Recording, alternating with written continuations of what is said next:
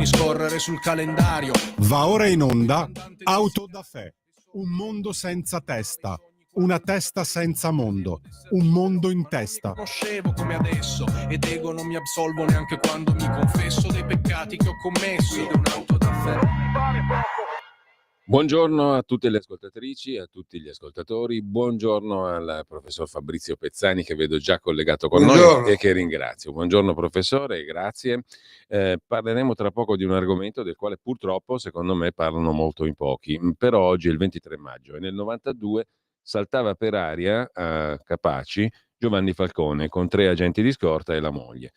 Su questo abbiamo tante volte negli anni scorsi fatto approfondimenti e trasmissioni. Io vi indico solo una lettura fondamentale a mio giudizio su questa vicenda. Un libro che è uscito per Chiare Lettere, abbiamo parlato anche col suo autore, Edoardo Montolli, I diari di Falcone, le verità nascoste nelle agende elettroniche del giudice, che furono esaminate da Gioacchino Genchi, il perito informatico, poliziotto, che poi ebbe un ruolo nelle indagini del dottor De Magistris, delle quali pure tanto parlammo a suo tempo. Questo libro è una miniera e non c'è altro da aggiungere, ve lo leggete e vi fate la vostra opinione. I diari di Falcone di Edoardo Montolli, le verità nascoste nelle agende elettroniche del giudice, edito da Chiare Lettere. Con questo, professore, cambiamo completamente argomento perché la vicenda Falcone è la sintesi di tante cose orribili che sono ancora custodite nel segreto. Intanto però c'è una cosa chiara invece che è venuta fuori chiaramente, ma della quale nessuno parla. E mi riferisco a un pregevolissimo rapporto del Censis, CIDA Censis, della Confederazione dei Dirigenti d'Azienda e del Censis, sulla questione di cui si parla molto spesso, professore, no? È diventata quasi una cosa mitica, il ceto medio che non c'è più, è come le stagioni, le mezze stagioni che non esistono più. Solo che qui è drammaticamente vera questo luogo comune. E allora è uscito questo pregevolissimo rapporto che potete anche scaricare integralmente dal sito del Censis, naturalmente, sul ceto medio in bilico. Più che in bilico se la vede già male. Io, se sei d'accordo, professore, ti leggerei alcuni dei contenuti e dei punti di contenuto di questo rapporto, ma proprio andando per 1, 2, 3, 4 citazioni che faccio e tu me le commenti. Perché so che praticamente anche è tutta la tua vita che stai studiando queste questioni, no? Di economia vera, reale, che toccano le persone. Allora, cosa dice questo rapporto del Censis? Che il ceto medio in Italia è troppo ricco per ricevere aiuti, troppo povero per investire sul futuro. 2 italiani su 3, una percentuale enorme, si inseriscono in questa categoria del ceto medio, ma più della metà teme che i propri figli staranno peggio. Chi si trova in questa situazione sostiene che le proprie competenze non siano riconosciute a livello di reddito e oltre il 70% di coloro che si ritengono ceto medio, anche questa è una percentuale enorme, condivide la richiesta di ridurre le tasse sui redditi lordi. Questa è la sintesi della sintesi del secondo rapporto CIDA Censis, rilanciare l'Italia dal ceto medio, commissionato dalla Confederazione Italiana Dirigenti Alte Professionalità, la CIDA.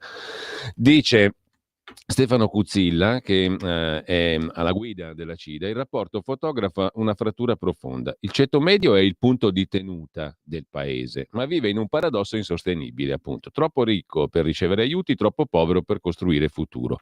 Colpito dal fisco, escluso dal welfare, ignorato nei riconoscimenti. Se non restituiamo dignità economica a chi regge ogni giorno l'Italia, il rischio è uno: spazzare definitivamente il patto sociale su cui si fonda la nostra democrazia. Ne avremo, professore, già per discutere di 2 ore, però io vorrei fare un breve commento e poi andiamo nei punti singoli estremamente interessanti di questo rapporto: i redditi, il ceto medio come identità culturale, il timore per i figli, la figura dei pensionati, il welfare e la questione delle tasse. Cominciamo però da quanto abbiamo letto finora. Allora, siamo veramente davanti, secondo te, a un rischio di spezzare il patto sociale su cui si fonda la democrazia? Sì, effettivamente sì, anche perché lo Stato medio è da secoli l'architrave su cui si appoggia la democrazia o lo Stato sociale. Lo Stato medio è fondamentale, la classe media è fondamentale nel mantenere in equilibrio lo Stato sociale. In realtà perché? Perché fino a quando c'è un equilibrio nella distribuzione dei redditi e un equilibrio, fra virgolette, che risponda a criteri di equità, il ceto medio rappresenta il legame tra la parte ricca e la parte povera. Quindi dividendo per tre parti lo stato sociale, potremmo dire la parte ricca, che a sua volta può essere divisa in iperricca o iporicca, poi c'è la classe media e anche qui c'è una classe media che sta meglio e una classe media che sta peggio, e poi ci sono i poveri, cioè quelli che sono in difficoltà economiche. Ora, la classe media consente di poter far osservare a coloro che sono nella fascia più bassa un passaggio verso la fascia più ricca. Quindi sostanzialmente la fascia media, che è la più importante del sistema sociale, consente di comparare il povero, fra virgolette, con il ricco, e quindi è una sorta di figura a cui uno può tendere, e dalla classe media poi tendere a diventare più ricco. Quindi questo è l'equilibrio che sostiene la democrazia o lo Stato sociale, e nel momento in cui viene meno la classe media viene meno l'equilibrio del sistema sociale. Questa è la verità dei fatti, non la verità delle parole, la verità dei fatti. Ecco, appunto, Quindi, però questa fotografia qui è ignorata completamente, avrei visto nel è dibattito. ignorata completamente perché, e qui parliamo di un dramma, insomma, no? Cioè il dramma della mancanza di cultura. Cioè, qui hai della gente che scrive ma che non legge, cioè hai dei mainstream che sono appiattiti sulle notizie che contano per loro, ma che poi non sono interessanti per le persone che leggono. Forse il calo stesso delle vendite dei giornali rappresenta il fatto che non arrivano Senti, le notizie, non professore, arrivano le notizie. professore, facciamo una cosa veramente molto sintetica, perché io vorrei poi sentire, se ce la facciamo, è operazione titanica prima delle 11, anche qualche telefonata, messaggi, anzi a proposito, mandate pure messaggi nel frattempo o via WhatsApp, anche audio al 340 6709 659. Per il numero della diretta poi apriamo le linee, speriamo di farcela, 02 92 94 7222. Allora, all'interno di questo quadro che abbiamo descritto prima, che descrive questo rapporto del Censis, ti faccio un'altra microfotografia e ti lascio la parola, proprio per brevissimi commenti, perché poi sentiamo quelli di chi ci ascolta. Allora, negli ultimi anni, dice il rapporto Censis, oltre la metà degli italiani che rappresentano l'ossatura sociale del paese, ma stiamo parlando di numeri enormi, la metà, oltre la metà degli italiani che rappresentano l'ossatura sociale del paese, ha visto il proprio reddito fermo, mentre più di uno su quattro, più del 25%, lo ha visto diminuire. Scandisco, diminuire, calare. Soltanto il 20% dichiara un miglioramento. I consumi non presentano prospettiva positiva. Il 45%, quasi la metà degli italiani, ha già ridotto le spese. Commento del professor Pezzani. È così, come abbiamo detto prima, abbiamo una fascia media che rischia di collassare, e nel momento in cui collassa la classe media, collassa il paese. Questa è la verità. Per cui cosa abbiamo? Abbiamo un sistema di governo del paese che non ha idee, che non ha, cioè, che cosa fa per la classe media sostanzialmente. Non ci sono dei progetti, non ci sono ci sono due cose che tutto sommato dimostrano la disattenzione verso la classe media e quello che si potrebbe considerare il bene comune. Uno è il fatto che sui giornali la cosa più importante da seguire sembra questo risico finanziario, no? Dove tutto sommato ci sono una rincorsa verso le generali con l'Ops della Banca del Monte su Mediobanca, ma sostanzialmente per soddisfare due investitori, non per soddisfare la massa di clienti che fanno riferimento a queste due realtà. L'operazione di per sé non ha molto senso e non è neanche giustificata, sarebbe meglio una fusione tra la Popolare di Milano e il Monte Paschi, ma la realtà qual è? È che qui ci si sta disinteressando dei veri clienti degli istituti bancari che pensano ad interessi, fra virgolette, interni ai sistemi stessi. L'altra cosa di cui avevamo accennato la volta scorsa è il dramma che si ripete da anni. Noi abbiamo avuto in continuazione dall'Unione Europea dei fondi per il Mezzogiorno, fondi per l'industria, abbiamo avuto tantissimi fondi e uno dei problemi più grandi che abbiamo avuto è non essere stati in grado di utilizzare questi fondi. Perché? Ma come per il PNR, abbiamo 100 miliardi ma non riusciamo a metterli a terra.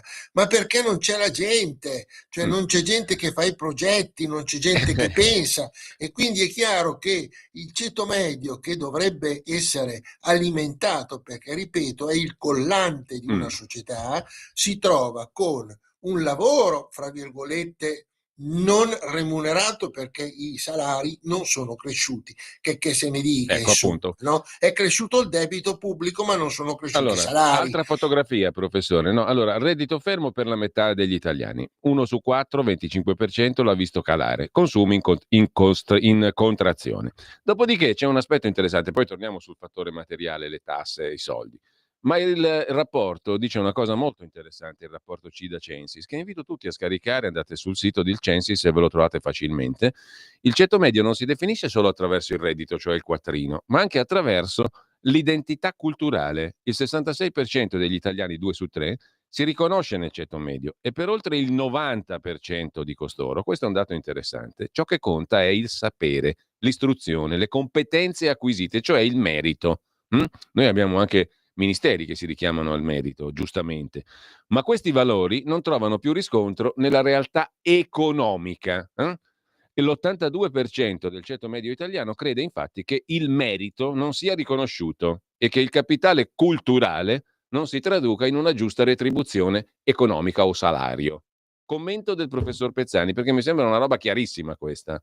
No, è chiarissima, è la conseguenza di quello che abbiamo detto prima, cioè nel momento in cui non hai progetti, nel momento in cui non hai idee innovative, è chiaro che il problema diventa che non crei spazi culturali. Ora, questo paese da tempo sta rinnegando il criterio del merito ai fini della promozione delle persone per favorire il criterio dell'appartenenza al sistema. Questa è la realtà. Quindi noi abbiamo persone che occupano delle posizioni non in virtù del merito che hanno, ma bensì in funzione delle conoscenze che hanno. E queste sono due cose che vanno di pari passo. L'aspetto diciamo che chiude il discorso è il debito pubblico, ne abbiamo parlato la volta scorsa, cioè abbiamo l'84% del debito della spesa pubblica, l'84% della spesa pubblica che è spesa corrente, che vuol dire spesa che si sostiene per mettere a posto delle persone, per finanziare una fondazione amica, per finanziare, mentre le spese per investimento su cui si dovrebbe puntare per creare delle culture, per creare delle prospettive culturali per le persone, sono solo il 16%. E qui vediamo come sono tralasciati i ponti, gli allagamenti, le autostrade, eccetera. La parte corrente, questa è grave, sostanzialmente è semplicemente l'uso della spesa pubblica da parte dei politici per comprare il consenso e quindi la parte corrente che è stragrande diventa poi difficile da ridurre, perché nel momento in cui tu devi ridurre la parte corrente tu devi tagliare delle fasce di persone che coi tuoi soldi ti votano e quindi è chiaro che noi abbiamo Ti direi questo, che l'indice della spesa corrente sul totale della spesa è un indicatore della fallibilità della politica, Allora, cioè la politica sta usando la parte corrente per rimanere a galla, ma la parte corrente non è produttiva. professore, E questo è il il problema. tempo è super tiranno e io procedo per fotografie. Allora, altra fotografia che viene fuori dal rapporto CIDA Censis. Il 50% dei genitori appartenenti al ceto medio ritiene che i figli staranno economicamente peggio, viva il futuro, e il 51% auspica che cerchino opportunità all'estero. Figlioli miei, andate fuori dall'Italia. Il 67% delle famiglie di ceto medio con figli conviventi sostiene spese straordinarie per garantire un futuro ai figli, cioè 2 famiglie su 3 del ceto medio tengono in piedi i figli, le famiglie dei figli. Oltre il 41% aiuta economicamente figli e nipoti. È il primo ammortizzatore sociale d'Italia.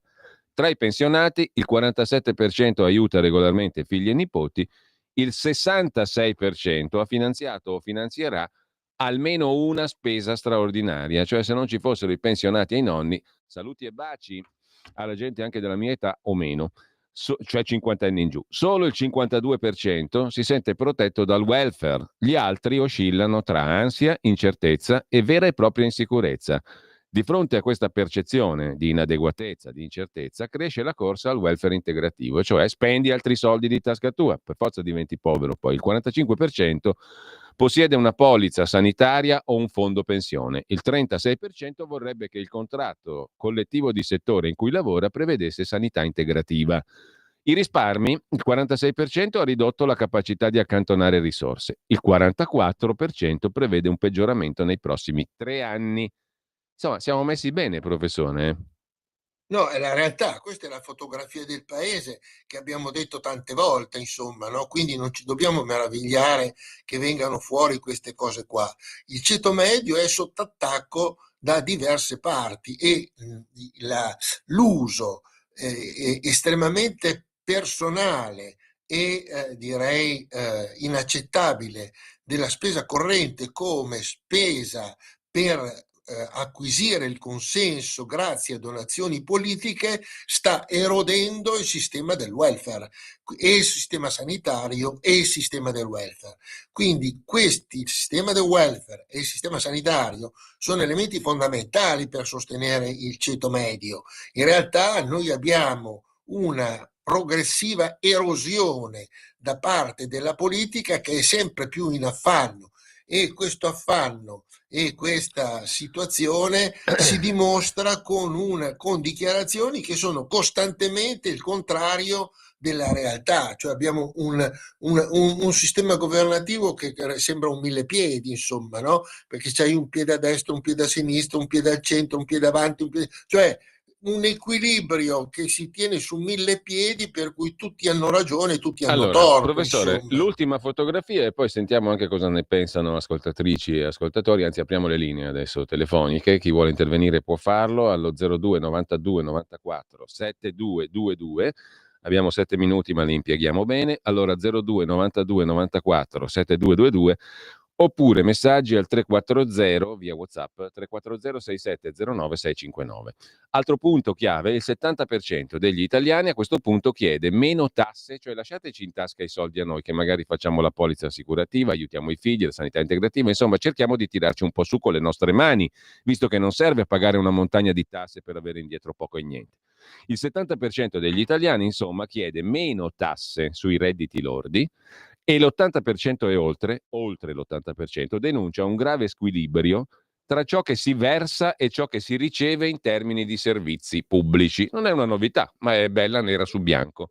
Un'altra volta. La pressione fiscale è percepita tout court come eccessiva e iniqua, soprattutto per chi lavora, produce, risparmia e investe, talché lavorare di più non conviene. Salire di reddito significa perdere benefici.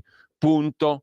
Allora, la situazione non è che sia, la diagnosi non è innovativissima, però è drammatica perché ogni anno, dopo anno, dopo anno, dopo anno, e li abbiamo provati, governa questo, governa quell'altro, governa quello di sopra, governa quello di sotto, i problemi rimangono lì e si aggravano perché mano a mano che passa il tempo la situazione si aggrava. E non è più questione di destra, di sinistra, di autonomia, di lega, di qua, di là, di ideologie, ma di pratica, di prassi, di fare qualcosa di concreto, perché poi nel concreto noi viviamo tutti i giorni.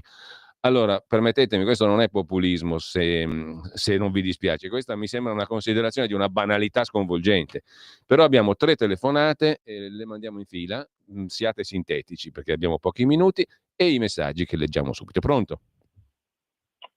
Pronto, buongiorno. Sono Gianni da Genova, ciao Giulio. Caro Gianni, professore. buongiorno a te, in estrema sintesi, vai. In estrema sintesi è proprio quello, cioè chi lavora, chi produce, che è l'architrave del paese, lo prende sempre in quel posto e si fanno sempre i soliti proclami, ma non si fa assolutamente niente, perché è troppo importante, cioè il bene comune, nel senso che le classi sociali non siano divise in maniera sperequativa come adesso, è fondamentale anche per l'economia reale, perché senza una pace sociale il paese va a catafascio, ma qualsiasi società. Un saluto e un abbraccio. Bene, grazie Gianni, altra telefonata, pronto? Sì, pronto, sono Fabrizio di Sabbio Chiese. Ciao Fabrizio, buongiorno. Sì, allora 2 aspetti veloci che riguardano un po' quello che è il mio mondo. Allora, qui c'è la questione del green sulle automobili, c'è tutta l'industria qui nel Bresciano, nel Torinese e in Veneto praticamente bloccata perché con la questione delle macchine elettriche le aziende non sanno più cosa fare, non sanno più dove investire, è tutto bloccato, tutta gente in cassa integrazione. L'altro aspetto è quello dell'Ilva, dopo 8-9 anni che c'è questa mega acciaieria, non sono ancora riusciti i nostri politici a trovare una soluzione. Questi sono 2 aspetti che ci fanno vedere come i nostri politici o comunque tutta la classe dirigente italiana non vede più in là del proprio naso. Sono 2 esempi proprio di come ci fanno vedere il declino italiano dell'industria e questi non ci mettono mai una penna. Grazie. Vorrei sentire cosa ne pensa il professore. Ciao. Benissimo, grazie Fabrizio. L'Ilva gliela diamo all'Azerbaigian che poi con l'acciaio ci costruisce i fucili per ammazzare gli armeni, così quadriamo tutti i cerchi. Abbiamo un'altra telefonata, pronto? Eccola qua, sono Walter. Buongiorno, senti? ciao Walter. Eccoci qua. Allora, provo anch'io a fare qualche osservazione banale, no? Io ho 72 anni e sono un ex agente di commercio che comunque si occupava soprattutto di agricoltura e di zootecnia. Allora, io credo che il ragionamento banale non è quello dell'autonomia. L'autonomia è una formula, e lo chiedo al professore, per poter arrivare a quello che ancora diceva il nostro Bossi, alle gabbie salariali e a quant'altro. E dico un'altra cosa, che se non ci fossero i pensionati come me che mi danno una mano a fare i lavori e io ovviamente pago anche con formule personali, mettiamola così, sì. Credo che veramente saremmo già alla rivolta sociale. Ciao.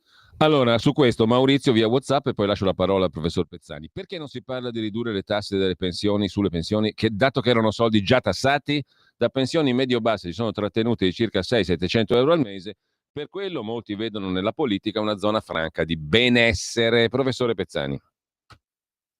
Allora, hanno tutti ragione. Il problema è che noi abbiamo una tassazione troppo elevata e questo è di un'evidenza lampante, d'accordo? Una tassazione fatta peraltro con una burocrazia ottusa, ma il problema di fondo qual è? Che sono 40 anni che i governi che vanno al potere dicono che si abbassa il debito pubblico e si abbassano le imposte. Ora, in realtà succede esattamente il contrario, aumenta il debito pubblico e aumentano le imposte. Allora è chiaro che noi siamo di fronte a un contesto in cui i modelli decisionali che sono usati per tenere, fra virgolette, non più equilibrio, ma in squilibrio il nostro paese non funzionano, perché noi dovremmo ridurre le imposte, ma per ridurre le imposte dovremmo ridurre il debito pubblico, altrimenti se riduci le imposte hai meno entrate e con le minori entrate hai maggiori costi del debito pubblico, quindi diventa il gatto che si morde la coda. Quindi noi dobbiamo assolutamente ridurre il debito pubblico a partire dalle spese correnti. e non è facile. Io l'ho provato quando ero presidente del collegio dei revisori del comune di Milano. Ridurre la spesa corrente è un problema, perché devi ridurre dei servizi, devi ridurre del personale, devi ridurre dei piaceri che non fai più all'amico dell'amico. È una sorta di cultura oramai pervasiva. Abbiamo iniziato col criterio del merito. Noi viviamo in un sistema di amichettismo, dove vanno avanti gli amici degli amici degli amici degli amici. Il, il tema della competenza è secondario, è assolutamente secondario. Quindi il problema quale diventa? Che mandando avanti amici degli amici, tu non mandi avanti delle persone che hanno le competenze, per cui allora ti ritrovi con un debito pubblico che sta crescendo e non sai come fare a ridurlo, perché devi entrare sulla parte corrente, però hai paura a farlo. Allora, Hai un problema di debito, insomma, no? Che è pesante, un problema di riduzione delle imposte, ma sei lì che ti stai giocando una cartina con l'altra. Professore, insomma, noi no? dobbiamo salutarci, qua bisogna riprendere l'argomento, c'è poco da fare. Scrive, cito solo gli ultimi messaggi arrivati. Ciao, ci saluta Mario, che scrive: sono d'accordo con quello che avete detto, un figlio sposato, 3 figli minori, sia lui che mia nuora in ambito ospedaliero, lavorano. Ogni volta che gli dico di aver sentito in TV che sono stati elargiti benefici da parte dello Stato, mi rispondono che non ne beneficiano perché il loro reddito è troppo alto. Allo stesso tempo non possono permettersi di disporre di qualche aiuto per la cura della casa e dei figli perché è troppo costoso, se la devono cavare da soli o farsi aiutare dai nonni. Scrive Luca da Brescia. Un saluto al professor Pezzani. La mia previsione è quella di andare a vivere via dalla italica cloaca. Faccio questo non per sottoporre la mia pensione al ladrocinio da parte del nemico ed occupante Stato italico. Ho già provveduto a mandare i figli laureati a lavorare in Danimarca e in Scozia. Spero che ci siano andati anche di loro volontà, caro Luca. Posso solo dire che loro, come primo lavoro, già prendono più del doppio di qualsiasi proposta ricevuta in questo Stato fallito da tempo. Chiedo al professore, visto l'innegabile stato in cui versa la fallimentare Repubblica Italica, l'opzione, direi vitale, è quella di superare la Repubblica, creare la Confederazione Italica, scrive Luca.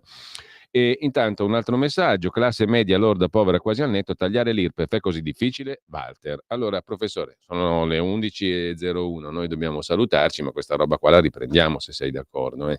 Dialogando con i nostri... Io credo che sia anche fondamentale... perché, guarda, anche perché non ne parla nessuno, ma questa qui è la roba base. A me va bene tante belle balle, diciamo, superficiali. Viene ignorata, no? Fammi fare il marxista una volta tanto, il marxiano. Si raccontano delle balle. Il tema del dominio del governo è questo: tu conta delle balle, tu continua a raccontare delle balle, continua a raccontare sempre le stesse balle finché alla fine la gente ci crederà. E allora conta delle balle, conta che andiamo bene, conta che non ci sono problemi, conta che la sanità va bene, conta che il debito pubblico lo possiamo usare anche per fare dei carri armati, dicevo. Sì, importante fare dei carri armati di cioccolato da dare ai ragazzini alle scuole medie, all'asilo, insomma, no? Per cui noi abbiamo una situazione con dei giornali, con del mainstream che non dicono mai la verità. Allora, settimana prossima noi ripartiamo da qui. La verità è pericoloso. Professor Pezzani, noi poi chiudiamo con questa considerazione, Giulio, dimmi. Che riguarda tutti noi che cerchiamo di dire la verità, che avere ragione, no, è molto pericoloso. Avere ragione quando chi governa ha torto. E questa è una regola essenziale, cioè molto pericoloso avere ragione quando chi governa ha torto. Coltello dalla parte del manico. Allora, grazie al professor Fabrizio Pezzani, grazie a tutti, ma ci risentiamo settimana prossima per ripartire qui. Intanto un po' di ottimismo ci vuole per chiudere la trasmissione e lo facciamo con un bel sorriso. Capirai. Allora, tu le paghi le tasse in Italia? Io mai, noi non paghiamo tasse, bella Italia, tutto gratis. Noi mangiamo, beviamo, pasta al forno, insalata, Coca-Cola. Le tasse non paghi niente. E l'affitto lo paghi? Mai. Neanche. Fogli, assicurazione. Niente. Tutto gratis. Tutto gratis, Italia, bella Italia. Ma lavori? Ma quale lavoro? Chi ha perso lavoro devo lavorare io. In pratica solo i fessi lavorano.